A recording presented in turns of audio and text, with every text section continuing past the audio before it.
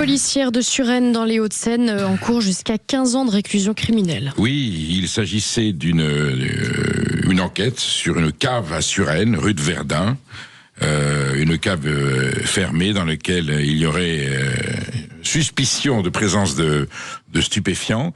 La police interpelle le propriétaire qui n'est pas là, qui dit « je n'ai pas la clé, c'est mon fils qui a la clé ».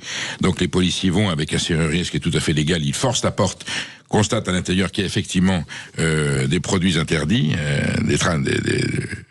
des produits narcotiques, et la policière en question dresse un procès verbal qu'elle signe de sa main, en oubliant de préciser que le propriétaire des lieux, qui est le monsieur de 70 ans, et qui n'est pour rien, lui n'était pas là pour signer. Alors le fils a été interpellé, il a reconnu que les produits étaient à lui, il y a une procédure contre lui, bien entendu, et il est défendu par un avocat, mais ce PV a été signé indûment par la policière. Ça peut lui valoir quelques années de prison, 225 000. C'est une forfaiture. C'est une des forfaitures les plus graves dans l'administration qu'un fonctionnaire signe un document. Je fais juste une petite parenthèse. Je suis allé l'autre jour me renseigner sur ma box SFR à la boutique SFR de Paris République.